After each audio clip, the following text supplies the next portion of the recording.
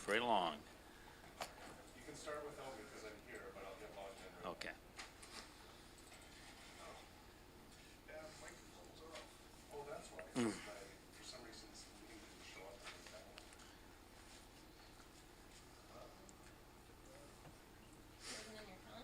No, it's weird. Testing. Some meetings, that one and this afternoon session don't show up on my calendar. Good God. What? Person between chair and computer. I called Nia Ware, was this idiot operator, but I like yours better. It's a little bit more politically correct. I'll have to look into that. It's weird. Well, actually, now I see it showing on my chairperson, but not on my directors.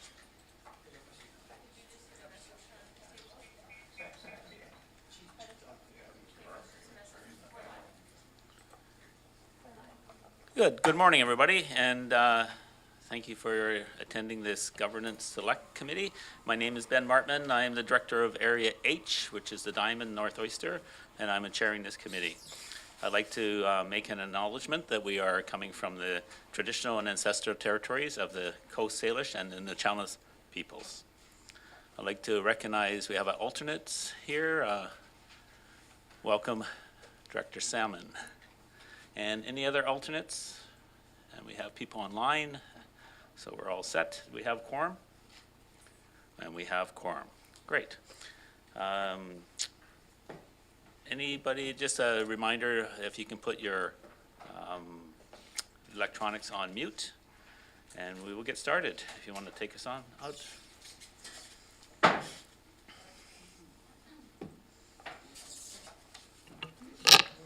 Thank you, Mr. Chair. First on the agenda is the approval of the agenda. Could I have a motion to approve? And seconded? Any, all in favor? Any opposed? Carried? Next.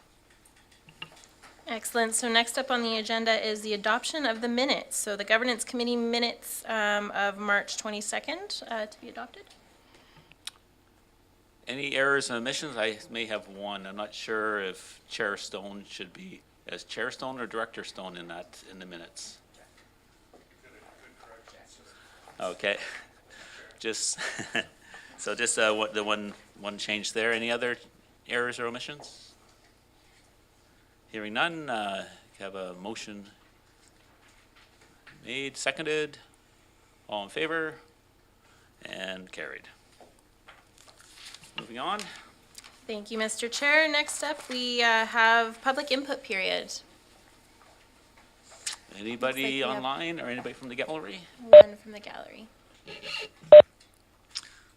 And just a reminder, we all have to speak fairly close to the mics. So, welcome, Ms. Kaufman. Good morning, Mr. Chair. Thank you. My name is Susan Kaufman, and I'm from Saltlam.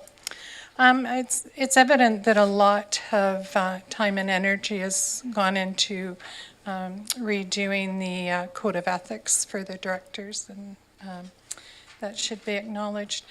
I was, however, surprised to see that there was no reference to body language or gestures, and I believe that was in the in the old Code of Ethics, or Code of Conduct, I guess it would have been called. And you know, we know that nonverbal communication can be quite something. And the other item that I did not see was, and I'm not sure of the term, I think it could be called shunning, when if you don't agree with each other, that you may not communicate in some way with that person, you know, by avoiding them or just not talking to them directly. And I think that's really important to state in there as well, because that can have a profound effect on relationships and a person's well-being. And that's all I have. Thank you. Thank you very much. Is there anyone else? Another person to the mic, Mr. Evans. Good morning, Mr. Chair. I'm surprised that so many people are here today not playing hooky. The weather's so nice. Mr. Chair, I like the code of conduct, the way it's written up, and I think if it is followed, that you'll be a successful team. There's only a few things that I've seen in the last year that I wasn't really pleased with, and a lot of people weren't pleased with. And that is directors being told how to vote. And vote influencing shouldn't really happen. And each director should be able to have their vote and think the way they're thinking and not voting because someone else is voting that way. So if we could get those 2 points straightened out, I think this can be a great, successful team and have a great year. Thanks very much, Mr. Chair. Thank you very much. Anyone else for public input? All right, thank you. And next on the agenda. Oh, thank you.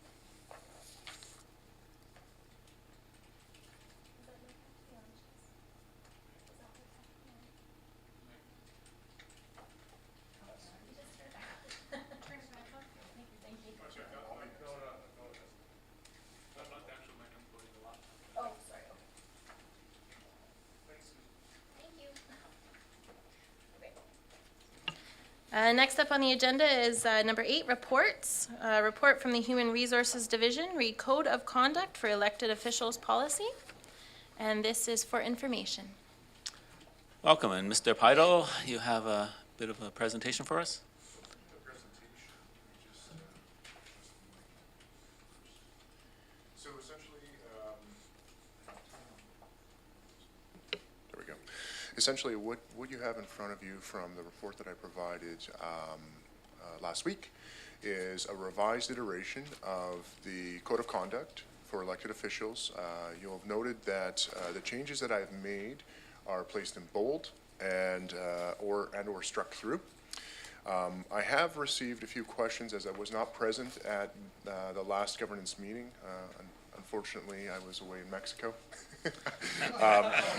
Yeah, no kidding. Sorry to eh? hear that. But anyway, I did receive some notes back from the CAO and Barbara Mohan, GM of Corporate Services. And what I can do is run through those questions, if that's all right with you, Mr. Chair. Yeah, please proceed. Perfect, thank you. So essentially, what I've got here is just a general synopsis of the questions that were brought forward. The first one is that the COC is written with the CVRD elected officials in mind, as the munis will have their own in place. However, we meet as a combined board, and although I see a rationale, I'm concerned with the phrase, make decisions that benefit the region. So that's on page 1. The language, make decisions with the benefit of the region, as that question has been expressed from a couple members. And so I've addressed that, not such in this iteration, but I can address it now, in that, as we're all aware, right now, I've included the language that says an electoral area director is ultimately responsible. Sorry, it's not included, but this is my rationale. An electoral area director is ultimately responsible for the services provided and actions taken by the regional district in the electoral area direction position. That position description that we have from 2020, that's where I pulled that language from. So back in March of 2020, I believe it was called the Services Select Committee. At that time, had position descriptions created for the chair and for the electoral area directors. So that language is just pulled simply from there. However, that language itself, embedded in the new COC policy, was not intended to restrict an electoral area's ability to advocate for their electorate's best interests. So that was never the intent of the language, pending, of course, that it does not impact other areas within the district. So what I might suggest to the governance committee here is that we consider a potential revision that states, as opposed to make decisions that benefit the region, it reads, consider the well-being and interests of the region as well as the community they represent when making decisions. So I can embed that as long as this committee is agreeable to it and present that information at the next meeting or even prior to. So that's the first question. The second is, Just some questions around the preamble, I believe, if I'm not mistaken. And Director Wilson, this is your question, so please clarify if I've misinterpreted. The question is, are we expected to come to the table with an open mind? And so the reason for the preamble is simply to play a valuable role in describing the purposes of the policy and setting that tone of overall expectations of the board.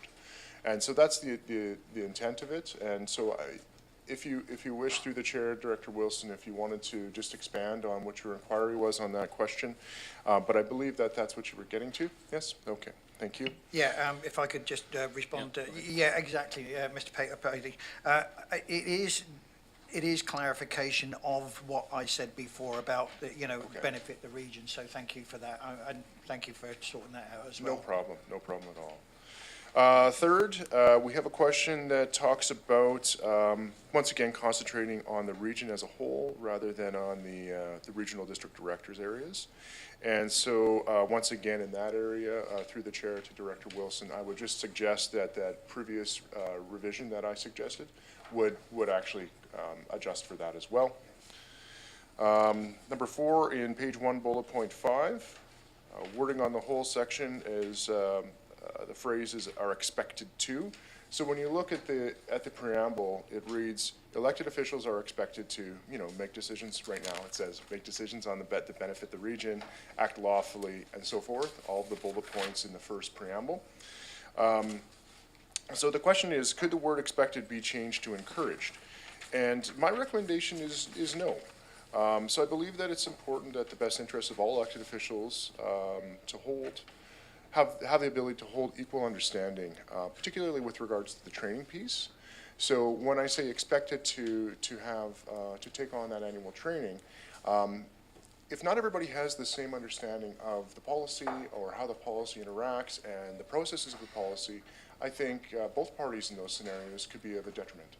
And I contemplated that when I wrote the language. And so that's why if you read further on, that in extenuating circumstances, the chair can provide further training for individuals that may have missed. So say, for example, if someone happens to fall ill during that period of time, we're not going, it's not going to be, you won't receive a penalty as a result of not attending. We'll just find another opportunity for you to take that training. And what we could do to make it very simplistic is simply have that training captured via video or another, even through WebEx, and record the WebEx just so that that individual who can't attend can then follow up and get the same information that the rest of the board has been able to obtain.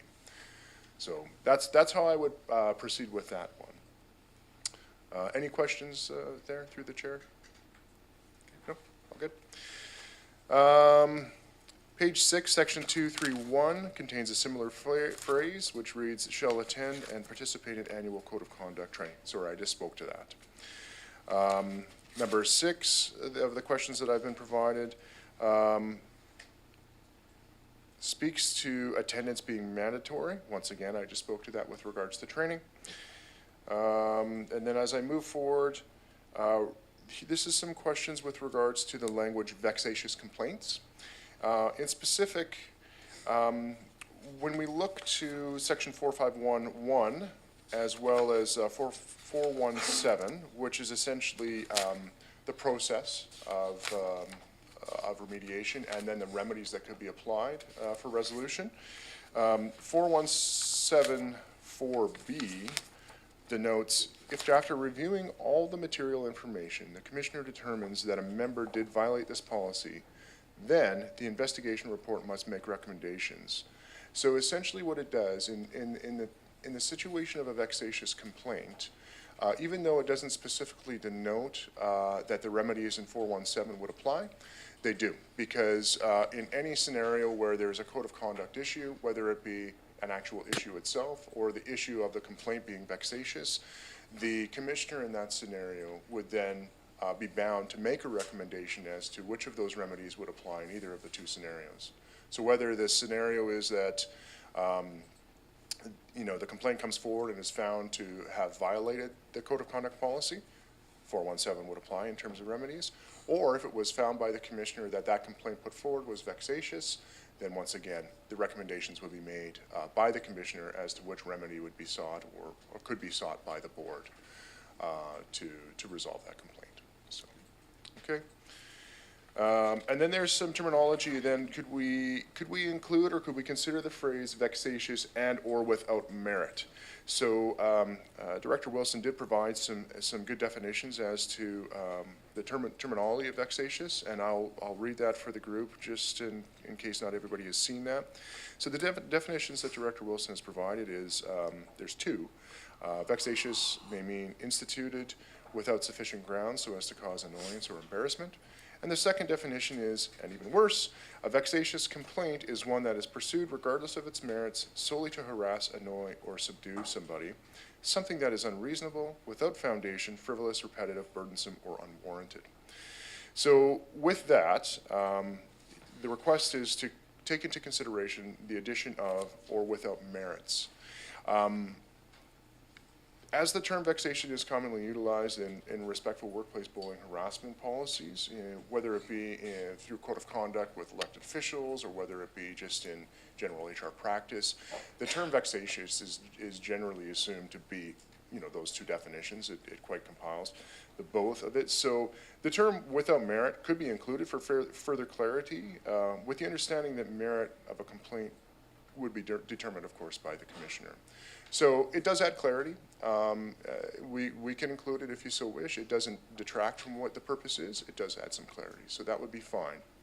Of course, once again, it adds another kind of strain of subjectivity that the commissioner would then need to address, but that would be fine as well. So, Yeah. Anything further? Any other nothing questions? further with that, no. Okay.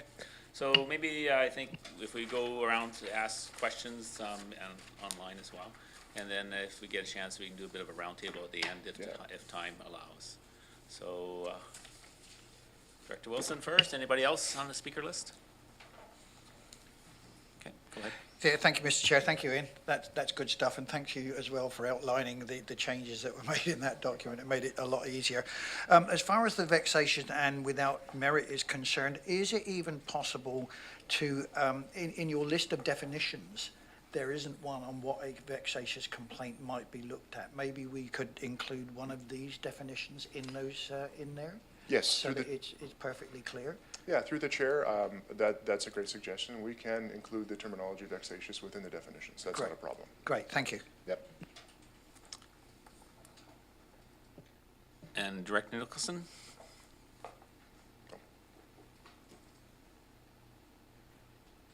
Thank you. I have several questions, clarification on different aspects of this, but I also, and then I also think that the points raised in the public input period were very valid, and we need to make sure that they're addressed. And then I would also think that the comment about the regional versus electoral area focus needs to be discussed. I'm concerned about the new suggested wording. So I've got quite a few things. I don't know how you want to proceed. Well, let's start with a couple of questions, and then we'll see if anybody else wants to chime in. Thanks. Okay, well, first of all, I would like a clarification on the role of the commissioner. Are they to be available for advising before anything happens, and for helping with informal resolution? And when does an integrity commissioner come into play versus an ad hoc commissioner? Through the chair. So the intent of the commissioner is to be kind of in the background, if you will. So ideally what we would do is we place somebody on retainer. My suggestion would probably be someone like Marcia McNeil, who you've all met during orientation, of course, if she's available. And with that, should an issue come to the point where the code of conduct policy is being placed into play, so once all members have tried to do their best at having informal communications amongst them parties to resolve the issues informally through them, then the integrity commissioner would be brought in. And that integrity commissioner could follow through any of the processes outlined in there. And the first would be informal. So he or she would be almost like a mediator in that scenario, where they could, assess the positions or the concerns from both parties and help mediate that conversation towards a path of resolution without going down the formal investigation route that's outlined. Now, if that doesn't work, or if the parties aren't comfortable in participating in that process, that's when the formal process would be put into play.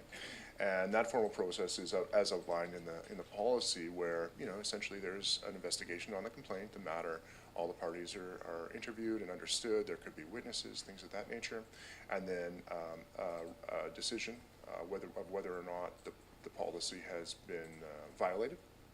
And then a corresponding remedy would be applied, or recommended, I should say. So now, just to get to your second question, Director Nicholson, when an ad hoc commissioner might be brought into play, would say if a serious complaint or infraction came up and maybe the individual on retainer is not available as a vacation or illness or something to that effect, then that's when we could bring in the ad hoc. It's more of a backup than anything else in that scenario, is to manage any type of scheduling or calendar challenges that might be presented by the individual that we've brought on as the formal commissioner. Thank you. Can I just follow up with on the informal resolution front, under 4.1.5, I wasn't very clear on the role of the CAO. And I was also wondering, what happens if the chair is the complainant? Sure. Let me just pull up 415 for a second here, if you don't mind. Yep. So I guess one of my things about the chair is I'm expecting them to try and resolve things without having to follow this policy. I mean, so I guess just. Yes, through the chair. You're correct, Director Nicholson, is that the language in the CA, there are a couple instances, in the COC, there are a couple instances throughout that do encourage informal resolution from the parties first.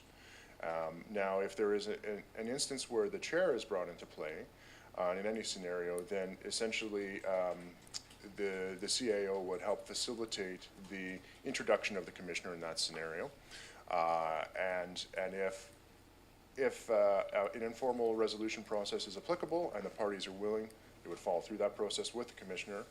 And then once again, if the parties are not willing, or if it becomes insurmountable through that process, is when the formal process would be initiated and the commissioner would be brought in, once again, investigate, and then provide a report and recommended resolution or remedy. Does that answer the question, or?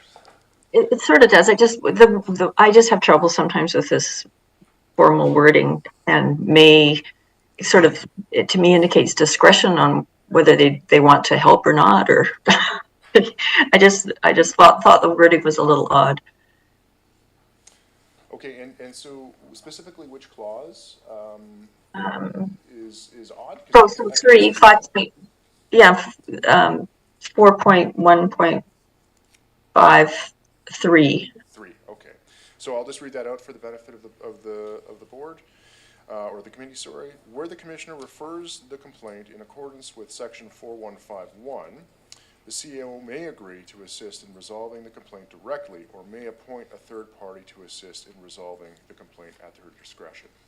So, I guess it's one or the other, right? yeah, and the reason why the may clause is in there is because in some scenarios there may be a conflict of interest. There may be a lack of comfort, if you will, as a result of the individuals involved, or there may be some involvement as well. So it may not make sense for the CAO to be placed into that scenario. And so this gives a little wiggle room so that if there is a need for the CAO to back out of that, to ensure the process remains as objective and fruitful as possible, that is allowed. Okay, thank you. No problem. Through the chair to Director Nicholson, any further questions? Oh, I've got lots more, but Oh, okay. Does anybody else have any questions? Director Stone. Just a comment, actually, just speaking to one part of it. I actually took a note down during public input, but I lost the second part, but on the note around body language, just looking through the policy, I wonder if that could just be added to the definition under bully and harass, to make sure that it's captured there, because it does then go on to define all of the language, demeaning commentary, et cetera. And if it said, sort of, because I think it would fit there, because if I responded, I'm acting over here, I'm a bad actor, but we've all seen me do it, in a way that is disrespectful to the speaker, then that is essentially sort of bullying or harassing, much like the rest of the definition. So I wonder if we could even just add in that definition, sorry, I'm scrolling back and forth and I kind of lost the definitions here, but just add body language to that that definition. Yeah, so through the chair to Director Stone, absolutely. I actually, when I was sitting over there, I took notes of both comments made, and I was thinking the same. So we could add that body language to that definition, which makes perfectly good sense. Great, thanks. Thank you. And let's go to Director McClinton, and I have a couple of questions before we go to round two. Yeah, through the chair. I guess I can't imagine that it would get to this point, but I'm just curious, reading through the section where it's like if a decision's made and I guess then the board comes to the board, we vote on it, two-thirds enacts it. So like, can the board say, in theory, remove a person from the board? Does this board have, like, no, that would have to go through the electorate. Yes, that's Yeah, right. yeah, Yes. okay. Yeah, through the chair to Director McClinton, yes, you're correct. You can't remove someone from the board. It has to go through the electorate, through the typical process, hence the remedies outlined. Right up to the point where there is remuneration impact, of course, which would be the most significant, I would say, within the group of that. But, removal of commission, or from placement on committees and things of that nature would penalize. From my cursory review of some of these across the province, typically the second it makes it public, that's penalty enough. And the general approach in any one of these scenarios is you apply as much penalty as to change the course of action, right? So once there's course correction, that should be enough. It should be sufficient. Thank you. Thank you. Couple questions from myself. Just going back to actually page 1 and the title of this code of conduct, elected officials, and so, but I seem to indicate some language around that this also includes alternates, Yes. which is not an elected official. Okay. Yes. So do you see that has to change in terms of language or title? So to the chair, I don't believe so, because the scope is written, and the application is written through in the policy. So I think the title is fine, because on a common, on a holistic sense, this is an elected officials policy, and of course alternates, are not elected, but they would fall under this policy, and it is denoted in the application. So. And the second question I have is, where do you see commissions fitting into this? Yes, so commissions is actually in the definition of, I believe it's in committee members, if I'm not mistaken here. 1 second here, just let me follow it. I know what it is in there, because I was looking for it as well. Committee member, maybe? Yeah. It's there? Yeah. 1 point, right. 1.2.3, yeah. It means a person appointed to a committee, subcommittee, task force, commission, board, or other board-established body. So commissions is in there as well. So again, the non-elected. Correct. That's correct. So I guess I'm going back to the beginning, saying that this is extending out beyond alternates now and also into our appointed commissions. That is correct, and that's provided in 131, which states the policy applies to all elected officials, board members, and committee members, which then is defined under the previous 1, 2, 3. I have no difficulty with it. I just for clarity, I'm just concerned that there might be, someone pushes back and says, well, it's not really a commission, it's elected officials policy. So how, yeah, so I just want to make sure the language is strong enough. So we can change the title. That would be no, and I can think of something that might provide greater clarity. We could simply call it Code of Conduct for Elected Officials and Committee Members, and that might suffice. That's no harm done. All right, thanks. So I think we have, just to check my speakers list, I have Director Nicholson. Who else wanted to speak? On Director Wilson and Director Stone and Jesse. Okay, yeah. Okay, so Director Nicholson. Sorry, I'm just trying to find my mute. Okay, here. I 4.1.93. I'd like some clarification on voting on a report in open. And I'm assuming that this is related to when you decide what the sanctions are or whatever. It just seems to me that voting on a report in open should be a discretionary thing of the board. So for the benefit of the board, I can read this out. That's good for everybody. So 4913 reads, while an investigation report provided to the board may be considered in a closed meeting for the purpose of receiving legal advice or other valid reason, when the board deliberates and votes in the investigation report, it will do so in a public meeting, and the investigation report must be made available public in a form that complies with 4182. So in terms of your question through the chair, Director Nicholson, just to clarify, you're saying that potentially you don't want the board to be forced to do this publicly? Is that fair? Well, we talked about this last time when you weren't here about, and it's pretty clear when the person when there has been no infraction, but if there has been an infraction, all of a sudden it sounds to me like it needs to be made public, and I think that in itself can be a very damaging thing.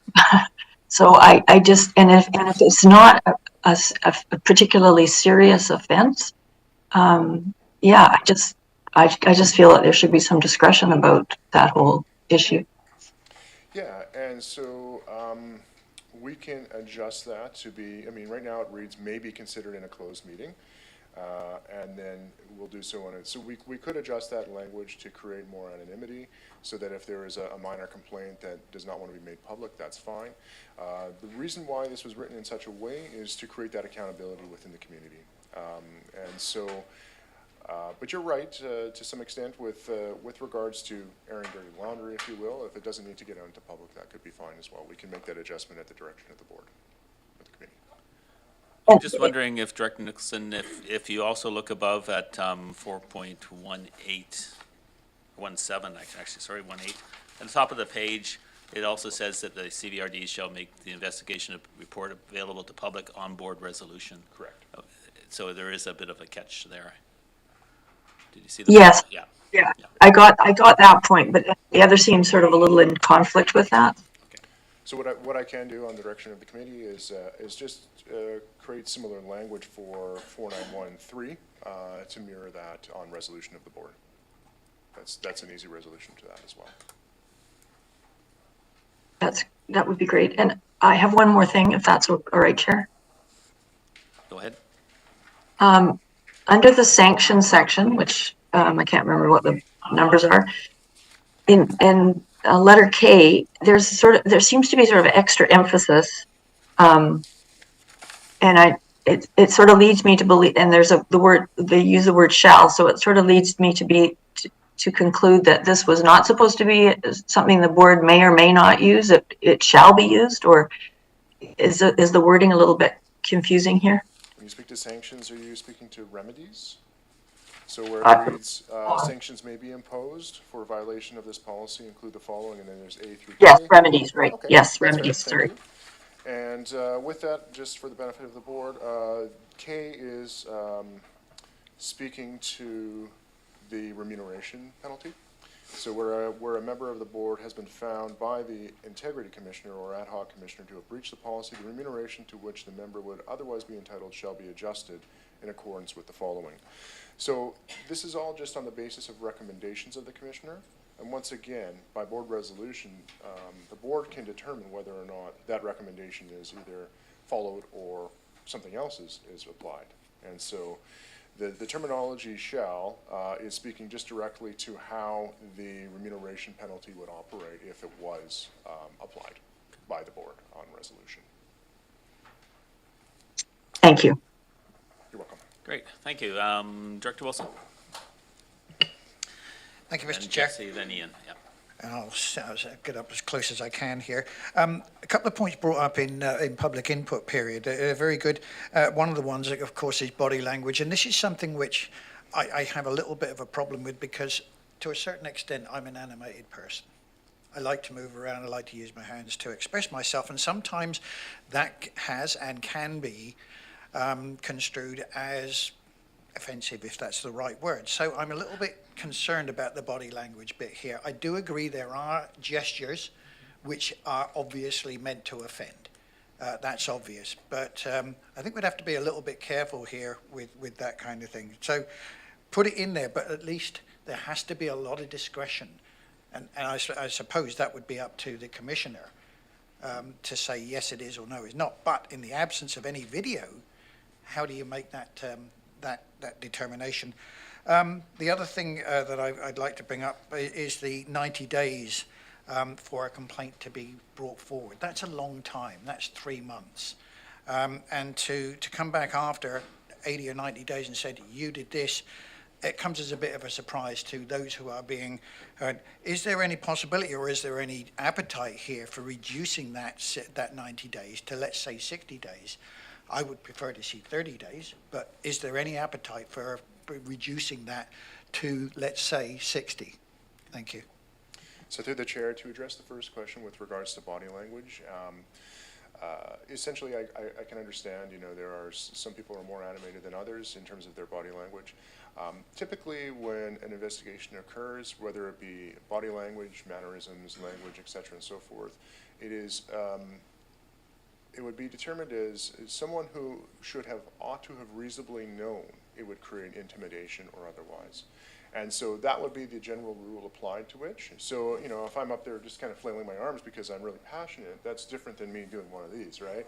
So I mean, right now, I reasonably know that this isn't going to offend in the context that I'm glad it could in another context. So that's how a commissioner would typically apply that type of language. So I don't think there needs to be too much concern on that regard.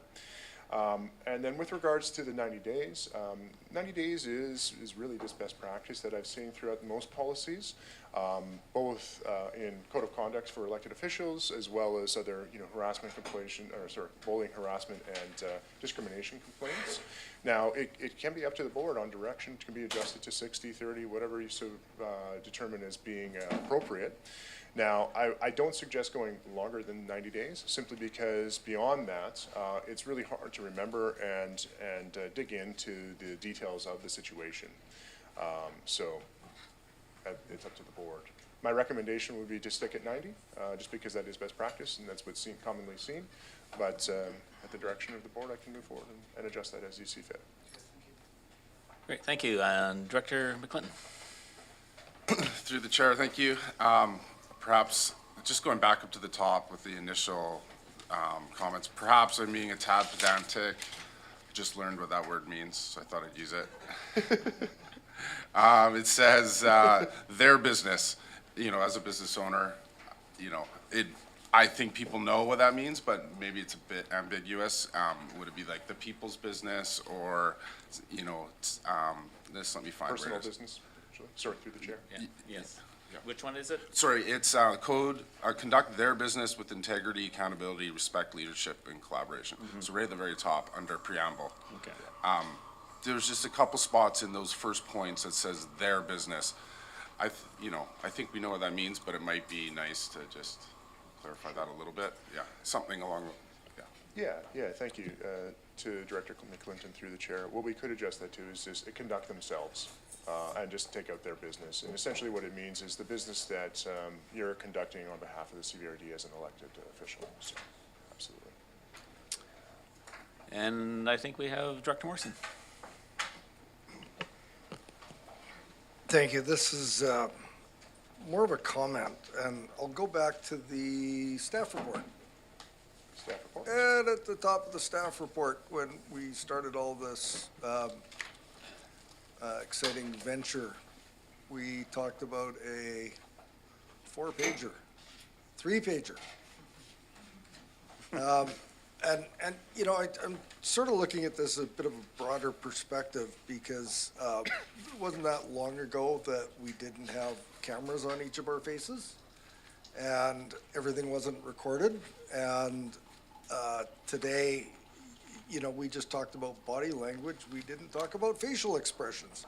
And I'm guilty as can be about that. Sometimes it's pretty hard to hide a reaction to something that may be said around this table or presented. So I'm having a little challenge with turning into a stone-faced automaton here as a result of, I think the pendulum has swung pretty far.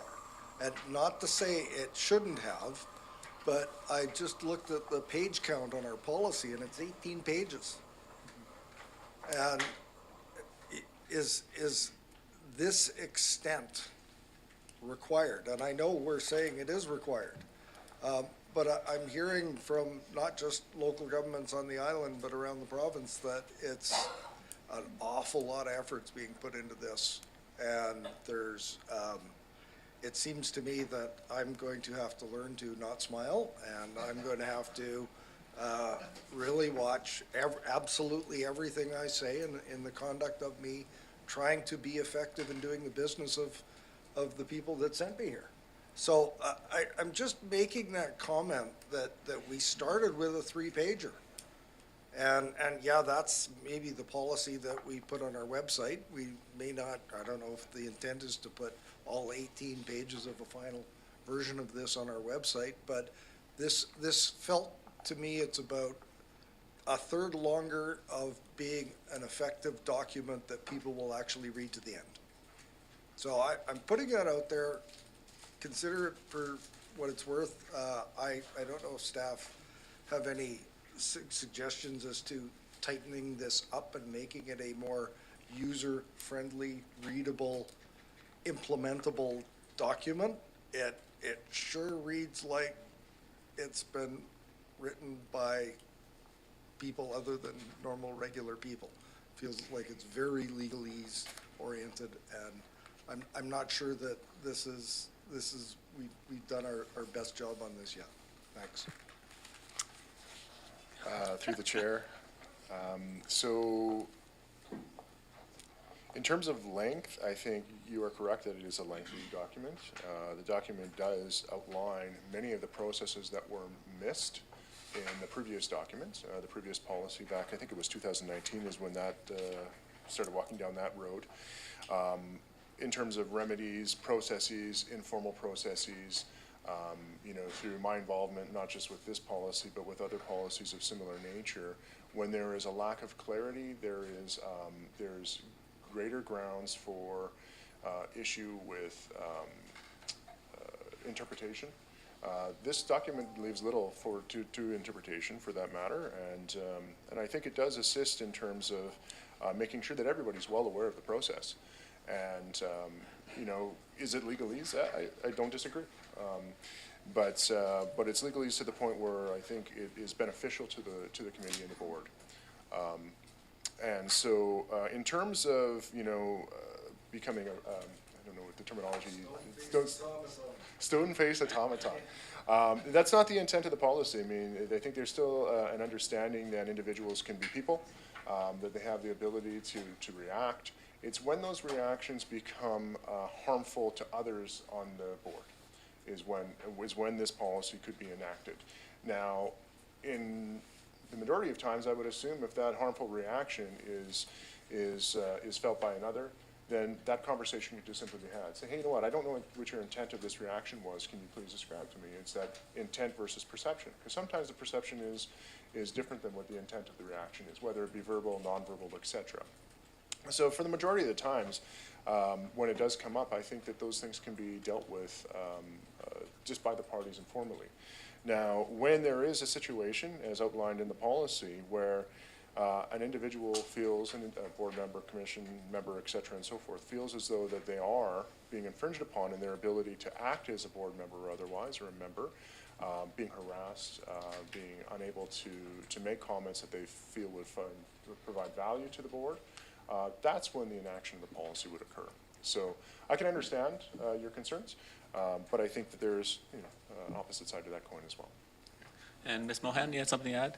And I think what being indicated here is details do matter.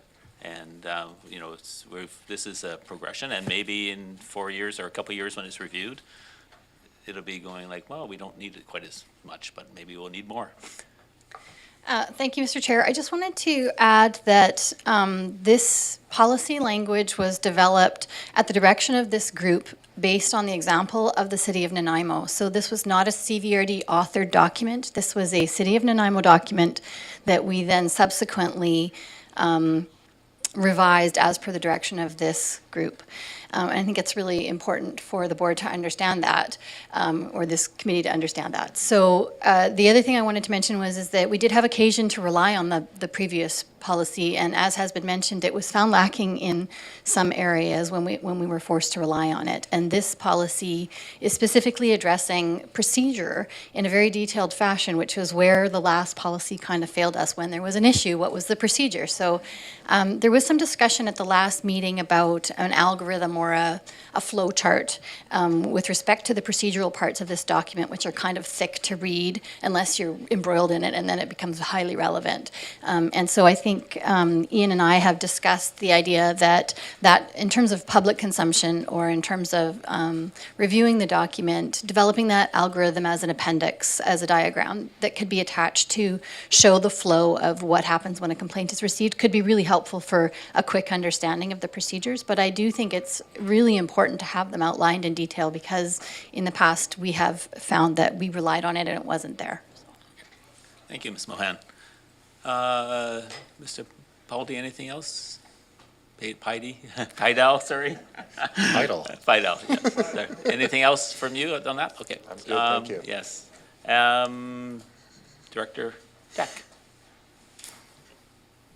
I noticed the difference between the 3-page and the 18-page too, but I felt like after having read it, what could possibly be left out or taken out? So I'm grateful for the 18 pages. Thank you. Seeing no other questions, I do have a question, and this one is, how does our oath of office relate to this document? Is there something that has to be changed with that? To be honest with you, through to the chair, I'll have to look into that. I don't have the answer. I don't know if anybody else here might, but no, I'll have to look into that for you. Okay, thank you. Okay. Did you have your hand up? Okay, Director Stone? It can be referred to in the oath of office that when you take your oath of office, you're abiding by the code of conduct. I think that we added that to our oath of office municipally after the last election, so that, that would be at the direction of the board, but that could be something that's contemplated.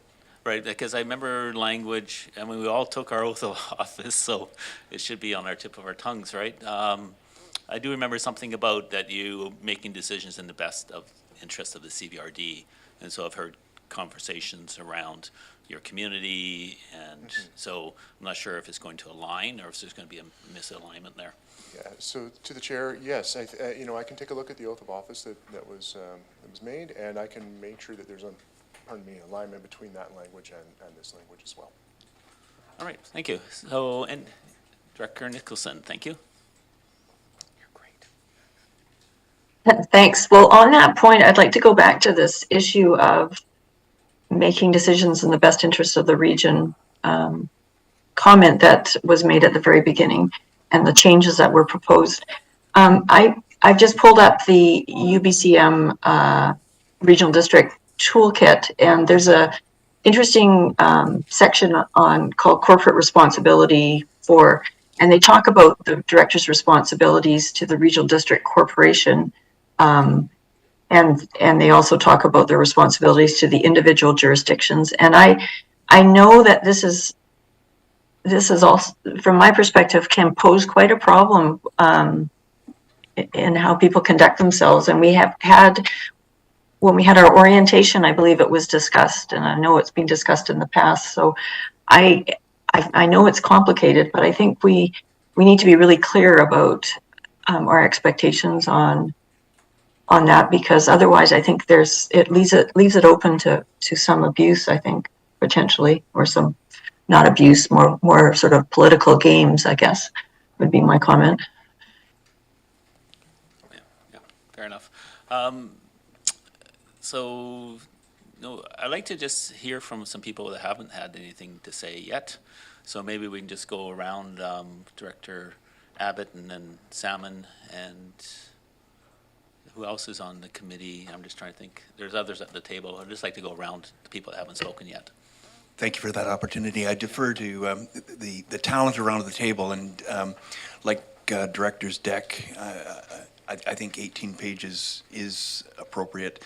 It did jar. I thought, how did this move from 3 to 18? But there's a lot of experience around the table, so I would defer to that experience and some very valid points. I would say that to Director Morrison's comment that a facial expression caught on a screen would be the same as body language in my estimation, but that's, thank you for allowing me to participate.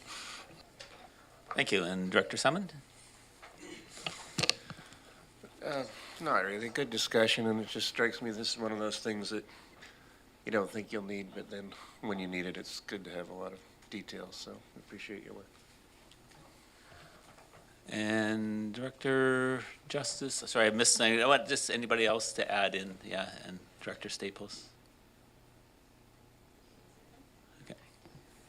The only thing that I would add is that I really appreciate the actual process being as deep as it is, because it's really important to, when and if these things are needed, that is really laid out. So if it is long and detailed, that's okay, because that actually helps when you're in a situation. It's easy to talk about now. It's not easy to talk about when there's conflict. So the more that we can look to when conflict does occur, the better off we are to resolve it. Director Acton?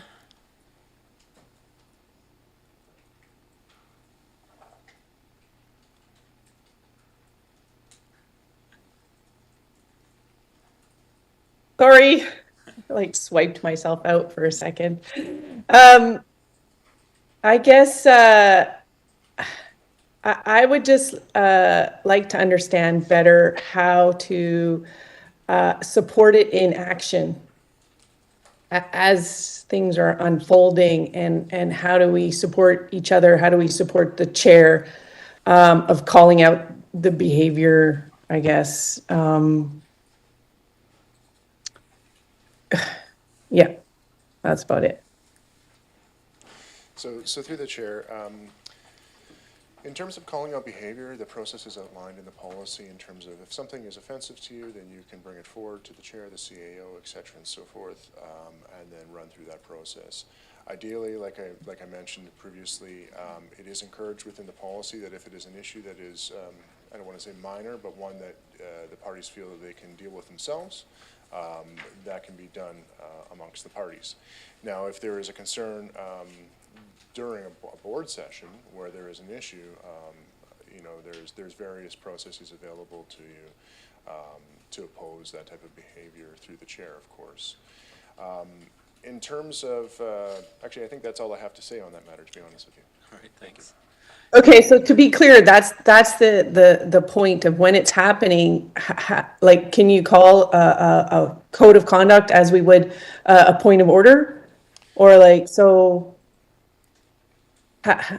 So I suppose through the chair, I would call a point of order, to be honest, Yeah. and move from that fashion. Yeah, fair enough. And I think I'm just concerned for time. We're moving on to another meeting shortly. So any last, I didn't give you a chance to have a comment. Okay, all right. So do you have enough direction to move forward with what you've heard here? Or do you need anything from this committee? I believe I do, yes. So just a question about timing. this needs to be adopted by? May 23rd. May 23rd, okay, so we do have a little bit more time. Yeah, we just need to, I thought we were close, that this feedback session would finalize it. Hopefully that's the case. And just on the last point, when we go further into our governance work, looked at our board policies and procedures, our meeting policies and procedures, we could make a reference to the code of conduct and being a suitable point of order that could be called by the body if they felt necessary. Right, thank you.